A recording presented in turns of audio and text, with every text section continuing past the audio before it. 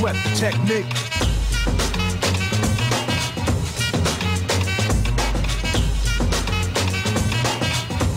Don't sweat the technique.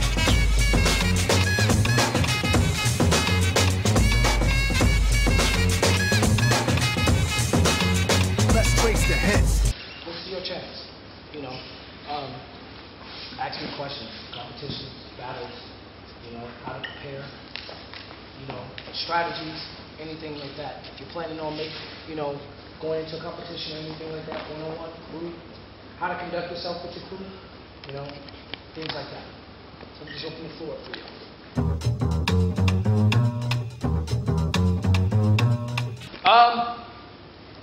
It started when I started seeing breaking videos. One of the first videos I ever seen was in like 97 of competition, and always was doing it. You know, I started doing it in '93, and I'd always thought I was going to be a b-boy when I was like 4 years old. And yeah, around like 2000, the year I graduated high school, I took off and I came to Europe. After seeing a couple friends that was doing it, you know, plus I knew people from my city that were actually doing it, that was already professional at it, you know, that I looked up to when I was growing up through high school and everything like that. It just gave me a better focus, you know. I was a sports player when I was going through school, and that's very far in between to actually go pro, you know. Not too many days everybody was growing up being a b-boy, you know, and going pro. And it was like a skating thing to me, you know what I'm saying? It was like skateboarders. You know what I'm saying? You have to hit the jams, you have to hit the competitions, you got to get your name out there, doing the tricks, learning the newest moves, you know, putting the style together, putting together a personality.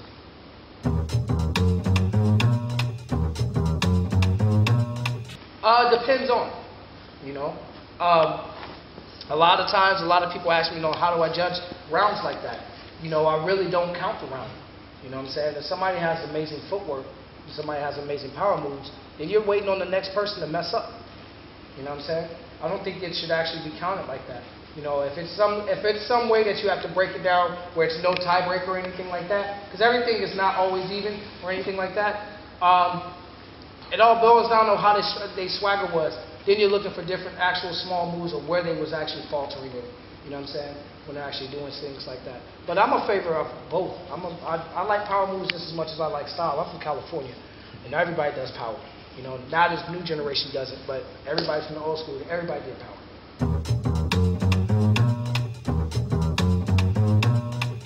Well, when I started out, I actually started out doing one move at a time. You know, that's what I started out. I wasn't trying to like you see now, you see a lot of these guys now, you don't know what years they're from, you know, because everybody blends so much. Now everything, you have to be so well-rounded about what you're doing now. You actually have to know everything. But back in the day, you didn't have to know everything. If you looked at any other old school crews, there was one guy that went after one guy. Oh, he does windmills. I can do windmills. Oh, he does head spins. I can do head spins. And that's how they used to battle. But now you got these well-rounded guys, you don't know what the hell they're going to do to you. You know? But I started from actually just breaking down one move. Windmills. Flares. You know, head spins. 6-step. 3-step. You know, learning them each by each, not trying to blend them at first. You know, that's the best way I think, actually, that's the way you should try to learn. Definitely.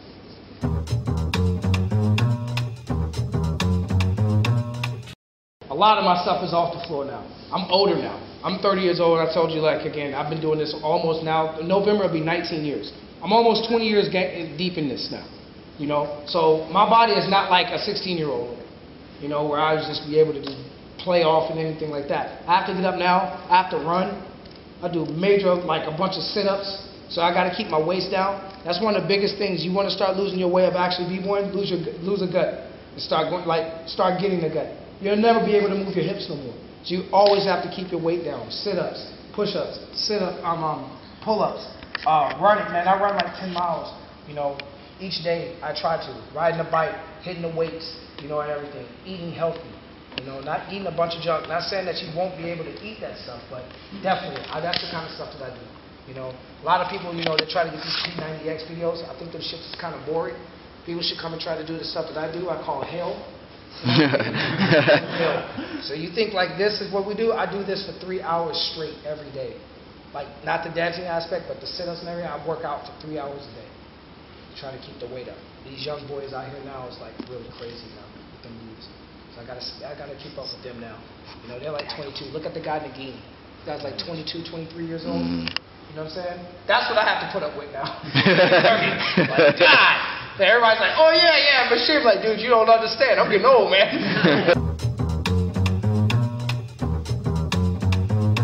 I was in school, so I was always exercising. That's what I used to do. I was always exercising. I was on the football team. I was on all these. I was doing athletic work. But outside now, to what I don't do now, you know, like I said again, I wasn't that young. So I wasn't as old as I am now. So I didn't really worry about the exercising part because I was dancing every single day. I mean, I was walking somewhere. You know what I'm saying? I didn't have a car at that time, so I was always exercising on a bike or doing something like that. My life isn't like that now. I have like a house. I have 2 cars. I don't run anywhere unless I really want to now. You know what I'm saying? It's not bragging or anything like that, but it's the truth. You know, so now I have to motivate myself. I got to keep myself motivated. You know, I keep studying. I have to. Once you think that you're done studying, that's when you lose. Okay, number 1. And this, you're always going to find somebody that's going to be better than you in this. It's always somebody better.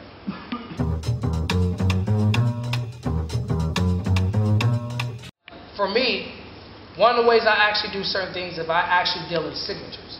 Okay? Signature moves that people know of you or know that they can do.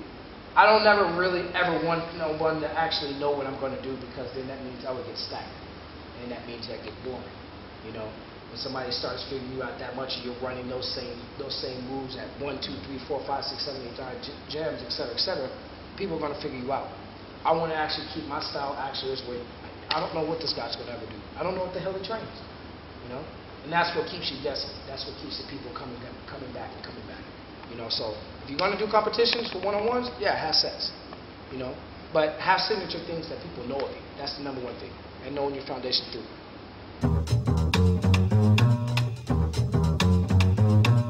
I hope it keeps going as far as it can go. You know, breaking is not that old. You know, it's not as old as ballet or tap or modern dance. You know, those types of styles are like ancient. You know what I'm saying? But b-boying is like what? I think like what? 35, 36 years old. It's so much stuff that still can be done now. Look at what guys are doing now. I see these guys now. Where was I just at? I was in Brazil. And these guys are standing on one arm, doing one arm pop-up head, like air chairs off their head, like bam, bam, bam, bam, bam, bam, bam, bam, bam. One arm, just going at it, bam, bam, bam. And I'm like, God, man, what are you eating? I don't understand. I already think like when I see Nagin, I'm like, I don't know how you jump that high and twist all around in the air and still land on your feet, but fine. This guy's just hammering into the ground with one arm, you know. I'm like, with one arm and onto his head. I'm like, so the moves are always they're going to progress. You know what I'm saying? You got guys that's doing power moves out of this world, spin around their hand. Look at Seiko. He's trying to beat his own record now of 23, 24, 90s. Yeah, 27 now? Is it 27? I saw him in Korea. He was trying to beat it. He got up to 22. Couldn't beat his record at that time, you know.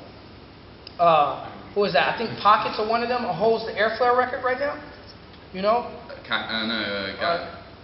Gatto? Yeah. He holds up, it's like what? Is it like 60? I seen Shorty do 58. 58 air flares. He said that's his resting move. All right. You know? But, you know, it's going to elevate. It's definitely going to elevate. It needs to elevate, you know? It's building up careers for a lot of people now. It gives us outlook. You know, one of the things that really pissed me off really much is when I'm actually on Facebook and I see other b-boys that down what I do for a living. I work in Hollywood, where it got kicked out of at a time. Now we're there and we're there permanently. There's no way that you can't do any work in Hollywood somewhat now and people don't ask for b-boys. You know? Not saying that, hey, come to Hollywood. I don't know if it's going to work for you. You know? But God, we're there and we're making it happen. We're giving more advice and we're giving more opportunity for other kids and other generations to come through and actually see this. It's here, it's in the forefront, and it's not going anywhere. It's just like hip hop. It's not going anywhere. It's in everybody's house. You know? Everybody sees it. America's Best Dance Crew. You know, So You Think You Can Dance. America's Got Talent. Experience. These same TV shows. But it's always a b-boy there. It's always some guy doing a 90 or a flare. You know, it's always happening. So it's good that it's going to elevate. I hope it keeps going and keeps going. I hope my kids actually end up probably doing it one day and, you know, making their lives out of it better than what I have.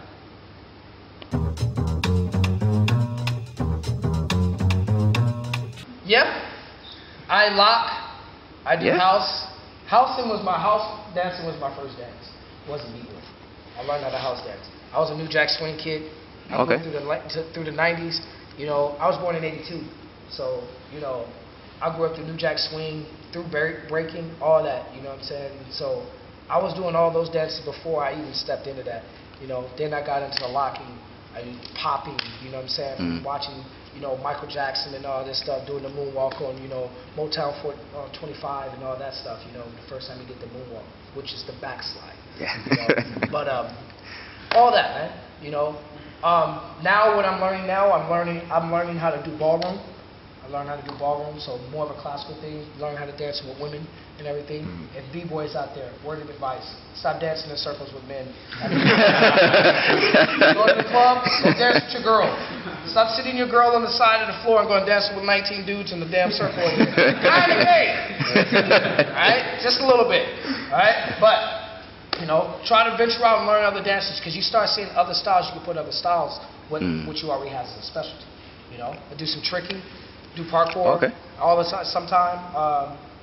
Crumping, I mess around with crump. I got a couple guys out in LA that shows me how to crump and stuff. Yeah.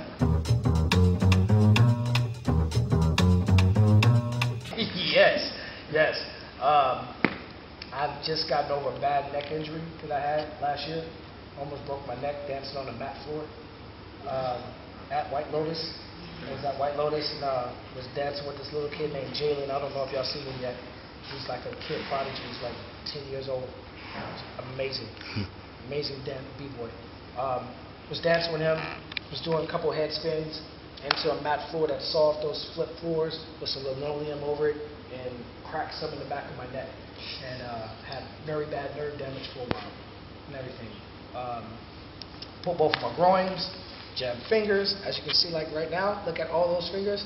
That just happened at a concert I was doing for Bruno Mars in CeeLo Green. I was opening for him. So, jammed my hell out of my finger. That's been like that for like 2 months now. Twisting ankles, all kinds of stuff. Messed up shoulders. It comes with the job.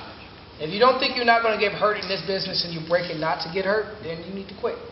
Just to be honest with you. I'm a very blunt person. You're going to get hurt. It happens. You know what I'm saying? If you're not getting hurt sometime, you're either doing something wrong that you need to quit doing, or you're doing something right that you need to keep going on and actually accomplish it.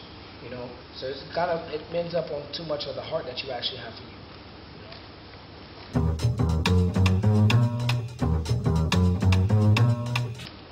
Study. Study. You know what you're talking about before you open your mouth. Before you take a job or say that you can actually battle. If you've only been breaking 2 weeks, I wouldn't recommend you going into a competition and killing your confidence. Like, yeah, I just learned 6-step like 2 weeks ago. You see what them guys up there doing? They surpassed the 6-step a long time ago. So study, train, you know.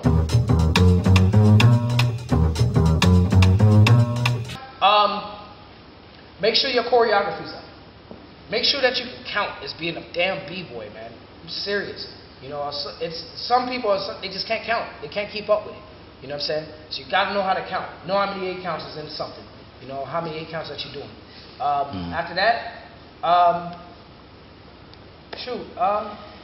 keeping it cool. You know, let things not be, but be hungry, but don't be all up in anybody's face. You know what I'm saying? Keep it cool. You know, that's you. You're a B-boy. You're the first dance of hip-hop. Thank y'all very much for coming out. And I really appreciate it. Don't sweat the technique.